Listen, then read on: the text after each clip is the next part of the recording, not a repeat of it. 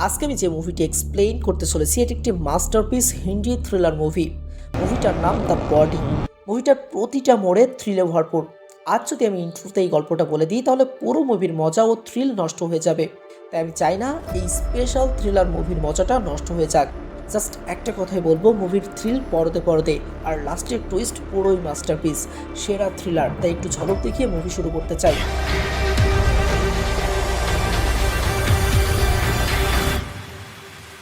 आज रात तुम सिर्फ मेरे हो।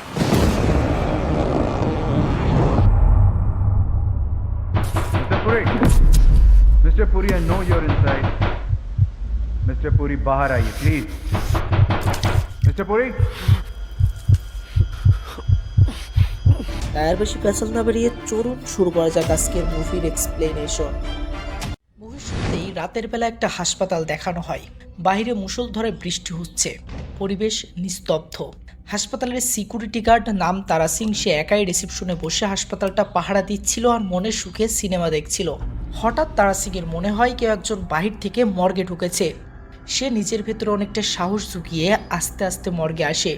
সে সেই রুমে লাইট অন করতেই দেখতে পায় সেখানকার লাশ রাখা একটা ফ্রিজের দরজা খোলা। সে ফ্রিজের ভেতরটা দেখে বুঝতে পারে সেই ফ্রিজের ভেতরে যে লাশটা রাখা হয়েছিল সেটা গায়েব হয়ে গেছে। তারা সিং তখন পিছনে ঘুরতেই অবাক হয়ে যায়। যে লাশটা ফ্রিজের ভেতরে ছিল সেই লাশটা একা একাই হেঁটে রুমের দরজা দিয়ে পালিয়ে যাচ্ছে। তারা সিং তখন ভয়ে চিল্লাতে চিল্লাতে রিসেপশনের দিকে দৌড়াতে থাকে। তারা সিং সাথে সাথে মর্গের ম্যানেজার শিবা সিংকে কল করে হাসপাতালে ডাকলে শিবা সিং হাসপাতালে এসে সেখানকার ইন্সপেক্টর পাবনকে ব্যাপারটা জানায়। ইন্সপেক্টর পাবন যখন বিষয়টার কোনো কুল কিনারা বের করতে পারছিল না, তখন সে কেসটার তদন্তের সাথে ইন্সপেক্টর জয়রাজ এই লোকটাকে হাসপাতালে ডেকে পাঠায়। এই ইন্সপেক্টর জয়রাজের সম্পর্কে বলতে গেলে উনি অত্যন্ত ধুরন্ধর অফিসার।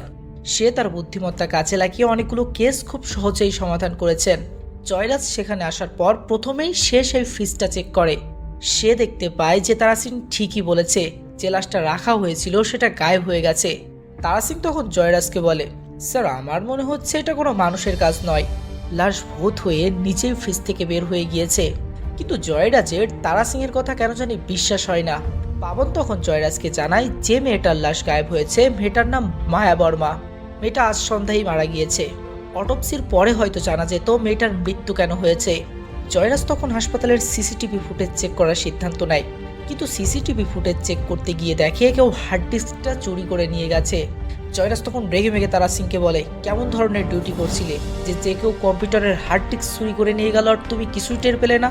তারা সিং তখন ভয়ে ভয়ে বলে, স্যার, আমি সত্যি বলছি, এই সব কিছুই মেয়েটার লাশের কাজ, আমাকে যেতে দিন। পাবন মায়া বর্মার সম্পর্কে জানায় যে মায়া এই মুম্বাই শহরের একজন বড় বিজনেস ওম্যান। বিয়ের আগে তিনি একাই তার মৃত বাবার বিজনেসটা দেখাশোনা করত এবং বিয়ের পরে মায়ের হাজবেন্ড মিস্টার অজয় বিজনেসটা দেখাশোনা করছিল এবং এখনো করে। সিন মায়ের স্বামী অজয়ের কাছে আসলে দেখি সে মায়ের অ্যাক্সিডেন্টালি মৃত্যুটা মেনে নিতে পারেনি। অজয় মায়ের সাথে কাটানো মুহূর্তগুলো মনে করছিল। যেদিন মায়ের সাথে অজয় বিয়ে করতে চলেছিল সিন সেই ঘটনাটাতে যায়। সেদিন মায়া হঠাৎই পুরুতকে থামিয়ে বলছিল যে সে এই বিয়েটা এখন করতে চায় না। অজয় তখন রেগে বলে, কিন্তু কেন? মায়া সকলের সামনে বলে, কারণ আমি জেনে গেছি তুমি আমার অঢাল সম্পত্তির লোভে আমাকে বিয়ে করতে চলেছ। অজয় তখন রেগে বলে, সেটা তুমি আমাকে আগেই বলতে পারতে। মায়া তখন মুস্কি একটা হাসি দিয়ে বলে, তাহলে আমাদের বিয়েটা এতটা স্মরণীয় হতো না। মানে মায়া অজয়ের সাথে একটু মজা করলো। এরপর মায়া ও অজয়ের খুশি খুশি বিয়ে হয়ে যায়। তাদের একে অপরের সাথে কাটানো কিছু মুহূর্ত আমাদের দেখানো হয়, আর এই মুহূর্তগুলোর মাধ্যমে আমরা বুঝতে পারি যে তারা একে অপরকে অনেক ভালোবাসে এবং তাদের দুজনের দিনগুলো বেশ সুন্দর কাটছিল, কারণ বিশেষ করে মায়ের টাকায় তারা দুজনেই বেশ বিলাসী জীবনযাপন করছিল। তো সিন ফ্ল্যাশব্যাক থেকে বর্তমানে আসে। তো এই সব কিছু কল্পনা করার পর অজয় সেই রাতেই ঋতু নামের এই মেয়েটার কাছে আসে। আমরা তাদের কথাবার্তায় বুঝতে পারি মায়াকে বিয়ে করার পরও অজয় কিছুদিন পরেই এই ঋতুর সাথে অবৈধ সম্পর্কে জড়িয়ে পড়েছিল। তার মানে কি অজয় এই ঋতুকে পাওয়ার জন্যই মায়াকে হত্যা করেছে, নাকি অন্য কেউ মায়াকে হত্যা করেছে? দেখতে থাকুন, জানতে পারবেন। তো অজয় তখন ঋতুকে বলে, সবকিছু ঠিক হয়ে গেলে আমি তোমাকে খুব তাড়াতাড়ি বিয়ে করে নেব। এমন সময় ইন্সপেক্টর পাবন অজয়কে কল করে জানায় যে তার বইয়ের লাশটা মর্গ থেকে গায়েব হয়ে গিয়েছে। স্টেটমেন্ট দেওয়ার জন্য এখনই যেন সে হাসপাতালে আসে। মায়ের বডি যে গায়েব হয়ে গেছে সেটা শুনে ঋতু কেন জানি অবাক হয়। সে জানতে চায় কেউ ওর বডি কেন চুরি করে নিয়ে যাবে। অজয় তখন বলে, সে কিভাবে বলবে, সে এখনই গিয়ে বিষয়টা দেখে আসছে। এই বলে সে হাসপাতালে আসে। সে রেগে মেগে জয়রাজকে বলে যতক্ষণ না তার স্ত্রীর বডি পাওয়া যাচ্ছে ততক্ষণ সে এখানেই থাকছে। জয়রাজ তখন অজয়ের থেকে জানতে চায় কিছুদিন আগে আপনার স্ত্রীর সাথে কারো কি ঝগড়া হয়েছিল। অজয় তখন রেগে মেগে জানায় না, আর ঝগড়া হলেও বা কি, ওর মৃত বডি কেন নিয়ে যাবে? আর সব ফালতু প্রশ্ন বাদ দিয়ে আপনার আগে আমার স্ত্রীর বডিটা খোঁজার চেষ্টা করুন। পাবন বলে মিস্টার অজয়, আমরা তো আমাদের মতো চেষ্টা করছি, প্লিজ আপনি একটু শান্ত হন। জয়রাজ তখন বলে দেখো, তোমার স্ত্রী কোনো সাধারণ মানুষ ছিল না, তার অনেকগুলো বড় বড় বিজনেস ছিল, সবাই তো তাকে নিয়ে হিংসা করত। তাই আপনি কি এমন কাউকে জানেন যার সাথে আপনার স্ত্রীর ঝগড়া হয়েছিল? অজয় তখন একবারে জানাই না। এমন সময় এসটি এসে জানায় ডক্টর তানিয়া এসেছে। জয়রাজ তখন অজয়কে বলে সে যেন এখানেই অপেক্ষা করে, কারণ সে আবার তাকে এসে জিজ্ঞাসাবাদ করতে শুরু করবে। অজয় তখন বলে কিন্তু কেন? তখন জয়রাজ বলে কারণটা হলো আপনি মিথ্যা বলেছেন, কারণ আপনি এখানে এসে আমাদের জানিয়েছিলেন আপনি রাতের বেলা আপনার বাসার আশেপাশের ফার্মেসিতে গিয়েছিলেন মাথা ব্যথার ওষুধ নিতে, বাট আমি জানি আপনার বাসার আশেপাশে কোনো ফার্মেসি নেই, আপনি অন্য কোথাও গিয়েছিলেন। অজয় বুঝতে পারে জয়রাজ তাকে এত সহজে ছাড়বে না। জয়রাজের তার উপরে সন্দেহ হওয়া শুরু হয়েছে। তো এই বলে জয়রাজ তানিয়ার সাথে কথা বলতে চলে গেলে সে ভাবনায় পড়ে যায়। সে ঋতুকে কল করে। একটা কাজ করতে বলে। সে ঋতুকে এসপি জয়রাজের পরিচয়টা ঠিকঠাকভাবে বের করতে বললে ঋতু বলে আমি এটা কিভাবে করব? তুমি এই কাজটা ভালো করতে পারবে, কারণ তুমি অনেক ইন্সপেক্টরদের সাথে ওঠা বসা করেছো। অজয় তখন বলে জান প্লিজ তুমি একটু চেষ্টা করো, দরকার হলে তুমি ইন্টারনেট ঘেটে দেখো, হয়তো বা ইন্টারনেট ঘেটে অনেক কিছু জানতে পারবে, কারণ উনি একজন ফেমাস ব্যক্তি। ঋতু তখন বলে তুমি ওখান থেকে চলে কেন আসছো না? তুমি বাসায় আসো, আমরা দুজনে মিলে ওনার সম্পর্কে জানার চেষ্টা করব। অজয় বলে এখানে তাকে জিজ্ঞাসাবাদ করছে তাই সে আসতে পারছে না। সে একটু পরে আবার ফোন করছে। তো জয়রাজ তানিয়াকে জিজ্ঞাসাবাদ করলে তানিয়া বলে লাশ দেখে তো তার মনে হয়েছিল যে মায়ার হার্ট অ্যাটাক হয়েছিল, বাট অটোপসি করার পর সেটা ভালোভাবে বোঝা যেত, কিন্তু অটোপসি হওয়ার আগেই লাশ এমনভাবে গায়েব হয়ে গেল। জয়রাজ তখন বলে তার মানে কেউ জেনে বুঝে মায়ের লাশটা গায়েব করেছে যাতে মায়ের মৃত্যুর রহস্যটা কেউ বুঝতে না পারে। সিম্পল, তাই না? তানিয়া তখন বলে আরেকটা পসিবিলিটি হতে পারে, ক্যাটালেপসি। ডক্টরদের ভাষায় ক্যাটালেপসি মানে মৃত্যুর পরের 12 ঘন্টা পরে মানুষ বেঁচে ফিরে আসার চান্স থাকে। পাবন তখন বলে আচ্ছা যদি এটাই হয় মায়া বেঁচে ফিরেছিল তাহলে সে কারোর থেকে সাহায্য কেন চাইলো না? সে জ্যান্ত হয়ে নিজেই নিজে গায়েব কেন হয়ে গেল? জয়রাজ তখন বলে হ্যাঁ ঠিক এটাই, কারণ ও জীবিত ছিল না, কেউ ওর বডি গায়েব করে চুরি করেছে, আর যেহেতু বডিটা কেউ গায়েব করেছে সেহেতু কেউ মার্ডার লুকানোরও চেষ্টা করেছে। পাবন তখন বলে তাই আপনি অজয়কে এখানে নিয়ে এসেছেন কারণ আপনি অজয়কে সন্দেহ করেছেন। জয়রাজ তখন বলে অজয় ওর স্ত্রীর বিষয়ে কথা বলছিল, তখন ও ইমোশনাল হতো দূরের কথা, খুব নর্মালি আমাদের সাথে কথা বলেছিল। পাবন বলে কিন্তু আমার মনে হয় না অজয় তার স্ত্রীকে খুন করেছে, কারণ ওর যদি ওর স্ত্রীর বডিটা গায়েব করানোরই প্রয়োজন ছিল তাহলে আগেই গায়েব করতে পারত, ও পুলিশের হাতে বডিটা তুলে দিত না। তানিয়াও তখন বলে পাবন স্যার ঠিকই বলেছে, কিন্তু জয়রাজ কোনোভাবেই তাদের কথা মানতে চায় না। সিন অজয়ের কাছে আসলে দেখি অজয় সেই রুমে একা একা বসে থেকে বোর হচ্ছিল। হঠাৎ সেই রুমের বিদ্যুৎ চলে যায়। অজয় খেয়াল করে সেই রুমের ভেতরে আরও একটা ল্যাব রুম রয়েছে। অজয় হাঁটতে হাঁটতে সেই রুমে আসলে দেখতে পায় মায়ার পরনের একটা লাল কাপড় সেখানে কেউ রেখে দিয়েছে। সে কাপড়টা দেখার জন্য সেখানে আসলে সেখানে একটা বক্স দেখতে পায়। সেই বক্সের উপরে লেখা ছিল মায়া বর্মা, কেস নম্বর এত। সে তাড়াহুড়ো করে বক্সটা খুলে একটা ওষুধ দেখতে পেয়ে আরো অবাক হয়ে যায়। তার অতীতের একটা ঘটনা মনে পড়ে যায়। সে মায়াকে এই ওষুধটা গোপনে মায়ের মদের গ্লাসে একদিন মিশিয়ে দিয়েছিল। আসলে যে ওষুধটা অজয় মায়াকে খাওয়াতে যাচ্ছে সেটা এক ধরনের বিষ, যেটা খেলে মায়া 8 ঘন্টার ভেতরে মারা যাবে। মায়া তখন শাওয়ার নিচ্ছিল। অজয় মদের গ্লাসটা তাকে দিয়ে বলে সে অফিসের একটা কাজে যাচ্ছে।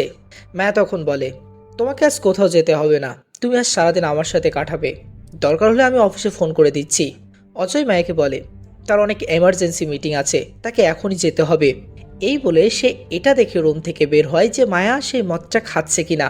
তো এরপর সে রুমের বাহিরে দাঁড়িয়ে অপেক্ষা করতে থাকে যে মায়া কখন মরবে।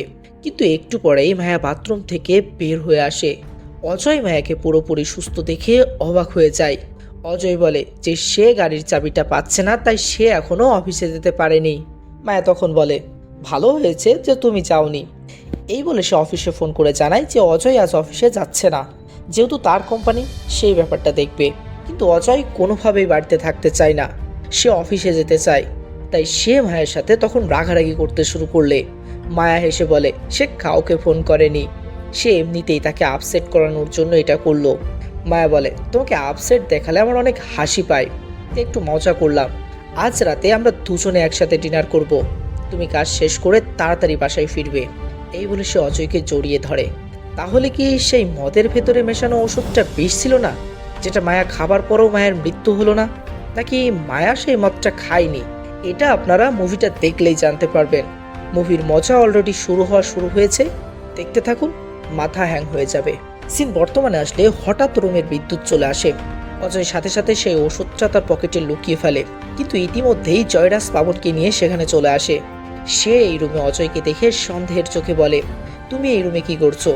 অজয় তখন বিষয়টা লুকানোর জন্য বলে, আমি কোনো কিছুর আওয়াজ শোনার পর সেটা দেখার জন্য এখানে এসেছি। অ্যাস্টম বক্সটা চেক করে জয়রাজকে বলে, একটা স্যাম্পল হারিয়েছে এই বক্স থেকে। জয়রাজের পুরোপুরি অজয়ের উপরে সন্দেহ হয়।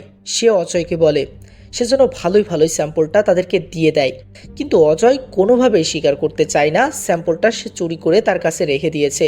জয়রাজ তখন জোর করে অজয়কে চেক করলে সে অজয়ের পকেটে ওষুধের শিশিটা খুঁজে পায়। সে শিশিটা দেখিয়ে বলে, জবাব দাও, এটা তোমার কাছে কিভাবে আসলো? অজয় তখন মিথ্যা বলে যে শিশিটা এখানে পড়েছিল, সে জাস্ট শিশিটা তার পকেটে রেখেছিল। জয়রাজ তখন বলে, লেভেল দেখে তো মনে হচ্ছে এটা তোমাদের কোম্পানির ওষুধ। আসলে মায়ার অনেকগুলো কোম্পানি আছে, যেটার মধ্যে একটা কোম্পানি ওষুধও তৈরি করত। অজয় তখন বলে, এখানে যতগুলো এরকম শিশি দেখতে পাবেন তার অর্ধেক আমাদের কোম্পানি থেকে বাই করা। জয়রাজ বলে, এই বোতলের উপরে T816 লেখা আছে, এর মানে কি? অজয় বলে, সেটা জানতে হলে চেক করতে হবে। এমন সময় ঋতু কল করলে জয়রাজকে একটা বাহানা দিয়ে অজয় ঋতুর সাথে কথা বলার জন্য বাথরুমে আসে। এরপর সে ঋতুকে কল করলে ঋতু এসপি জয়রাজের সম্পর্কে কিছু তথ্য দেয় অজয়কে। সে বলে, জয়রাজের স্ত্রী কিছু বছর আগে একটা অ্যাক্সিডেন্টে মারা গেছে। তারপর থেকে জয়রাজের মেয়েও সেরে গিয়েছে, আর এসব কারণেই জয়রাজের সাইকোলজিক্যাল প্রবলেম হওয়া শুরু হয়েছে। সে নাকি তার মৃত ওয়াইফকে দেখতে পায়, তাই কিছুদিন আগেও তাকে কাউন্সিলিং এর জন্য সরকার থেকে বাইরে পাঠানো হয়েছিল। অজয় তখন রেগে বলে, শালাকে দেখেই বোঝা যায় ওই এসপি জয়রাজ এক ধরনের সাইকো। আর ঋতু কেউ হয়তো আমাদের সম্পর্কে অনেক কিছু জানে, কারণ আমি যে ওষুধটা দিয়ে মায়াকে মারার চেষ্টা করেছিলাম সেটা এখানকার একটা লকারে রাখা ছিল, এমনকি এখন সেটা পুলিশের কাছে। ঋতু তখন বলে, অজয় তোমার কি মনে হয় মায়া কি এখনো বেঁচে আছে? অজয় বলে, সেটা তো এখনো ঠিকঠাকভাবে বোঝাই যাচ্ছে না। ঋতু তখন অজয়কে কোনোভাবে বাসায় ফিরে আসতে বলে। অজয় ফোন রেখে যখন বাথরুম থেকে বের হবে তখন সে বাথরুমের কোনায় একটা বক্স দেখতে পায়। সে বক্সটা খোলার পর একটা চিঠি দেখতে পায়। চিঠিতে লেখা ছিল, আই মিস ইউ। এটা দেখতেই অজয়ের একটা ঘটনা মনে পড়ে যায়। একদিন অজয় ঋতুর সাথে কোয়ালিটি টাইম স্পেন্ড করে বাসায় ফিরলে মায়া সেটা বুঝে যায় যে অজয় আগের মতো তাকে আর ভালোবাসে না। অজয় কারোর সাথে পরকীয়ায় জড়িয়ে পড়েছে। তাই মায়া বিষণ্ণতার ছাপ নিয়ে অজয়কে বলে, অজয় তুমি আর আমাকে আগের মতো ভালোবাসো না, তুমি রোজ রাতে দেরি করে বাসায় ফেরো, তুমি আবার কখনো আমাকে ছেড়ে যাবে না তো? অজয় চুপ থাকে, সে কি বলবে বুঝতে পারছিল না। মধ্যরাতে ঋতু অজয়কে মেসেজ করলে অজয় মেসেজের রিপ্লাই করতে বাহিরে যায়। আমরা মায়ের তাকানোর ভাব দেখে বুঝতে পারি যে মায়া অজয়ের পরকীয়া সম্পর্কে জেনে গেছে। সিন বর্তমানে আসলে দেখা যায় সেদিন রাতে ঋতু যে মেসেজটা করেছিল সেটাই চিঠিতে লেখা আছে, আই মিস ইউ।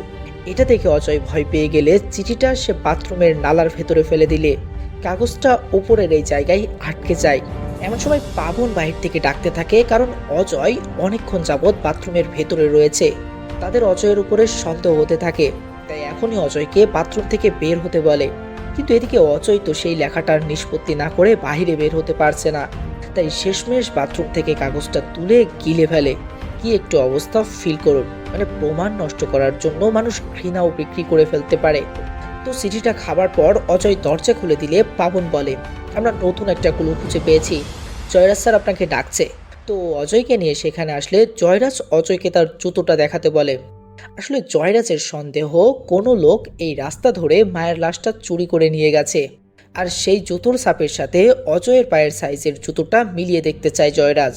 তো জয়রাজ সাইজটা দেখার পর আরও অবাক হয়ে যায়। ফ্লোরে যে সাইজের জুতোর দাগ রয়েছে ঠিক সেম সাইজের জুতো অজয়ও পরে আছে। জয়রাজ এবার আরও জোরালোভাবে অজয়কে সন্দেহ করতে শুরু করে। ব্যাপারটা অজয়ও বুঝতে পারে। তো তদন্তের স্বার্থে জয়রাজ ভেতরে চলে গেলে হঠাৎ অজয় লক্ষ্য করে কেউ সেখানকার দেওয়ালে তার জন্য আই লাভ ইউ লিখে রেখেছে। অজয়ের একটা কথা মনে পড়ে যায়, একদিন সমুদ্রে সেম ভাবে মায়া ঠিক এমনই ভাবে আই লাভ ইউ লিখেছিল। তার মানে কি মায়া এখনো বেঁচে আছে আর এই সব কিছু এখন সেই করতেছে? এমন সময় অজয় লক্ষ্য করে মায়া পাশের রুম দিয়ে হেঁটে তার দিকে ভয়ঙ্করভাবে তাকিয়ে চলে যাচ্ছে।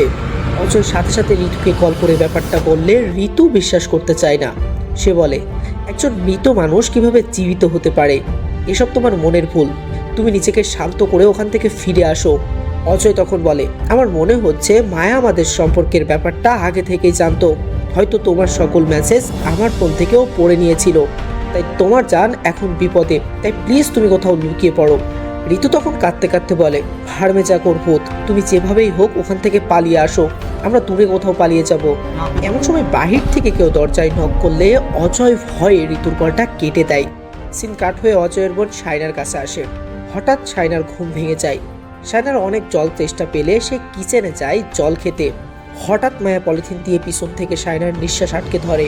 শাইনাকে সে মেরে ফেলার চেষ্টা করতে থাকে। হঠাৎ শাইনার ঘুম ভেঙে যায়, মানে শাইনা এসব কিছু স্বপ্নে দেখছিল। শাইনার সাথে সাথে অজয়কে কল করে।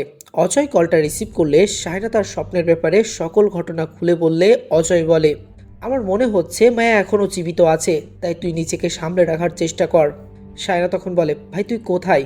অজয় তখন বলতেই যাবে, তখনই তার পেছনে জয়রাজ এসে দাঁড়ায়। জয়রাজকে দেখে সে শাইনাকে আর কিছু বলতে পারে না, সে কলটা কেটে দেয়। কলটা কেটে দেওয়া দেখে জয়রাজ অজয়ের ফোনটা কেড়ে নিয়ে বলে, তুমি এখানেই থাকো, আমি বাহির থেকে আসছি। এই বলে জয়রাজ অজয়ের রুমের দরজা আটকে সেখান থেকে চলে যায়। অজয় চিল্লাতে থাকে। ইন্সপেক্টর জয়রাজের সাথে সে পেরে ওঠে না। অন্যদিকে ডক্টর T816 নামের ঔষধ, যেটা জয়রাজ অজয়ের পকেটে পেয়েছিল, সেটা ল্যাবে নিয়ে গিয়ে টেস্ট করে জানতে পেরেছে সেই ঔষধটা একটা কোবরা সাপের বিষ। এটা খাবার কিছু ঘন্টার মধ্যেই মানুষ মারা যাবে। জয়রাজ তখন হেসে পাবনকে বলে, আমি তোমাকে বলেছিলাম না মায়াকে মার্ডার করা হয়েছে, আর সেই মার্ডারটা আর কেউ না, ওর স্বামী অজয় করেছে। পাবনেরও এবার বিশ্বাস হতে শুরু করে হয়তো মার্ডারটা অজয়ই করেছে। সিন অজয়ের কাছে আসলে দেখি জয়রাজ যে রুমে অজয়কে আটকে রেখেছিল সেই রুমের দরজাটা আপনা আপনি খুলে যায়। অজয় দরজা খোলা দেখে রুম থেকে বাইরে আসলে হঠাৎ একটা রুমের মধ্যে থেকে কারোর ফোন বেজে ওঠে। অজয় ভয়ে ভয়ে সেই রুমে আসলে দেখে সেই রুমের মধ্যে অনেকগুলো লাশ রাখা হয়েছে। যে রুমকে মর্গ বলা হয়। লাশের পাশে পড়ে থাকা যে ফোনটা বাজছিল, অজয় সেই ফোনটা তুলে দেখে সেই ফোনটাতে আর কেউ নয়, মায়া কল করেছে। সে সাহস করে কলটা রিসিভ করে মায়া বলতেই ওপাশ থেকে কলটা কেটে দেয়। পরবর্তীবার অজয় সেই ফোনটা দিয়ে মায়ের নম্বরে কল করলে হোটেলের স্টাফ ফোনটা ধরে বলে, স্যার মায়া ম্যাডাম ওনার ফোন ভুলে আমাদের হোটেলে রেখে গেছে, আমি নাইট ক্লাব থেকে ওয়েটার বলছি। একটু আগেই ওনার ফ্রেন্ড টনি এই ফোনে কল করেছিল, আর একটু পরেই হয়তো লোকটা এই ফোনটা নিতে এখানে আসবে। এই বলে আজবভাবে মেয়েটা ফোনটা কেটে দেয়। অজয়ের তখন মনে পড়ে যায় মায়া টনি নামের একজন সাইকোলজিস্টের সাথে প্রায়ই দেখা করত, বাট তার সাথে কখনো পরিচয় করাতে চাইতো না। বাট আজব ব্যাপার হলো টনি ডিকোস্টা নামের সেই সাইকোলজিস্টের লাশ মর্গে পড়ে আছে কেন, আর কিভাবে সে মারা গেল। তো এরপর সেখান থেকে সোজাসুজি অজয় জয়রাজের ক্যাবিনে আসে। অজয় বলে সে এখনই বাসায় যেতে চায়, কিন্তু জয়রাজ তখন বলে, আমি কেসটা স্টাডি করে যতটুকু বুঝতে পেরেছি ততটুকু হলো, তুমি তোমার ওয়াইফ মায়াকে T816 নামের ওই বিষটা দিয়ে হত্যা করেছো, এবং অটোপসির পর যাতে পুলিশেরা ব্যাপারটা বুঝতে না পারে তার জন্য মায়ের লাশটা সন্ধ্যায় মর্গ থেকে চুরি করেছো। তাই মিস্টার অজয়, আপনি স্বীকার করুন আপনি আপনার ওয়াইফকে হত্যা করেছেন। কিন্তু অজয় কিছুতেই স্বীকার করতে চায় না যে সে মায়াকে হত্যা করেছে। তখন জয়রাজ বলে, তোমার ওয়াইফ 3 মাস আগে টনি ডিকোস্টা নামের একজন লয়ারকে হায়ার করেছিল তোমাদের বিয়ের এগ্রিমেন্টটা পাল্টানোর জন্য। তোমাদের বিয়ের নতুন এগ্রিমেন্ট অনুযায়ী যদি তোমাদের ডিভোর্স হয়ে যায় তাহলে মায়ের যতগুলো কোম্পানি আছে তার একটা কোম্পানিও তোমাকে একটা পয়সাও দিবে না। আর তাই তোমাদের ডিভোর্সের আগে তুমি মায়াকে হত্যা করেছো। আর টেনশন নেই, আমি পাবনকে পাঠিয়েছি টনি ডিকোস্টাকে এখানে আনার জন্য। অজয়ের তখন মনে পড়ে যায় সে তো একটু আগেই মর্গে টনি ডিকোস্টার লাশটা দেখে এসেছে। তাই অজয় বলে, আপনি কি আমার সাথে মজা করছেন? আমি একটু আগেই ডিকোস্টার লাশ মর্গে দেখে এসেছি, আপনারা চাইলে মর্গটা চেক করতে পারেন। জয়রাজ তখন অজয়কে নিয়ে মর্গে আসলে অদ্ভুতভাবে অজয় টনি ডিকোস্টার লাশটা সেখানে আর দেখতে পায় না, যার মাধ্যমে অনেকটাই জয়রাজ প্রমাণ করে ফেলে যে মায়াকে অজয় হত্যা করেছে। তো অজয় নিজের ফ্রাস্ট্রেশন কাটানোর জন্য আবার বাথরুমে আসলে ঋতু তাকে কল করে। ঋতু কাঁদতে কাঁদতে বলে, অজয় আমাদের সবকিছু শেষ হয়ে গেছে, টনি ডিকোস্টা মায়ের আত্মীয়, এবং টনি ডিকোস্টা এখন কেন জানি আমাকে মারার চেষ্টা করতেছে। অজয় তখন মায়াকে সেখান থেকে এখনই পালাতে বলে, কারণ সে বুঝে গেছে মায়া সবকিছু জানার পর এখন তাদের দুজনকে নিয়ে খেলছে, এবং খেলতে খেলতে একসময় তাদেরকে মেরেও ফেলতে পারে। অজয় বলে, ঋতু তুমি এখনই ওখান থেকে পালিয়ে যাও, তো ঋতু তখন সেখান থেকে পালানোর জন্য লিফটে উঠলে অদ্ভুতভাবে কেউ বাহির থেকে আওয়াজ করতে থাকে। ঋতু কাঁদতে কাঁদতে তখন অজয়কে বলে, কেউ আমাকে মারার চেষ্টা করতেছে, প্লিজ তুমি আমাকে বাঁচাও। অজয় তখন সাহস দিলে ঋতু লিফট থেকে বের হয়ে রাস্তায় ওঠে, কিন্তু তখন একটা গাড়ি এসে ঋতুকে, অজয় ফোনের ওপাশ থেকে বুঝতে পারে ঋতুকে কেউ মারার চেষ্টা করতেছে। তাই সে তখনই সেখান থেকে বের হয়ে ঋতুর কাছে যাওয়ার চেষ্টা করে, কিন্তু জয়রাজ অজয়কে থামিয়ে বলে সে এই মুহূর্তে কোথাও যেতে পারবে না।